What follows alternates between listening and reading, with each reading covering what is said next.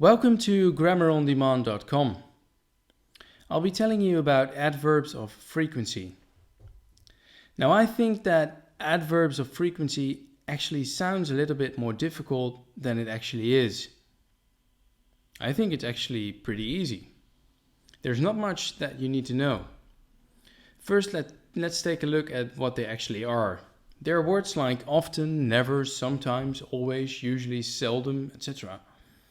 They're words that indicate how often something happens, but it's not always as clear. I mean, how often is often? How often is sometimes? What's always? Is that 2 times, 3 times? You don't know. So they're adverbs of frequency. The only thing that you need to know is where do you put them in a sentence? Now there's 2 possibilities. If you have one verb in the sentence, you put the adverb in front of the verb. Now this is true for all verbs except all the forms of to be. So if you have a form of to be like am, are, is, was, or were, you put the adverb behind the verb.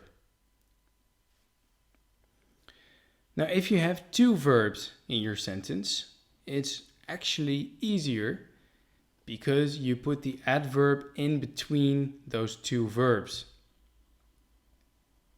So you have 2 verbs and you put the adverb in between. Now let's take a look at some examples. Jack always works on Mondays. Now we've got our adverb of frequency, always, and we put that in front of the verb works. So Jack always works. My mother usually walks the dog after dinner. Usually is the adverb of frequency and you put that in front of the verb walks.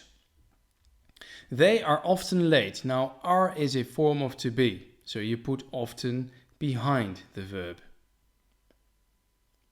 He is seldom angry. Is a form of to be, so you put seldom after the form of to be. He is seldom angry. 2 verbs. They have always been nice to us.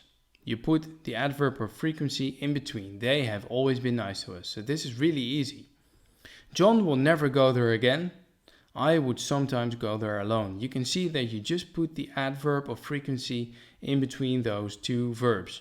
And then you're done. Now this is basically all that you need to know about adverbs of frequency. For more videos and exercises, please go to GrammarOnDemand.com.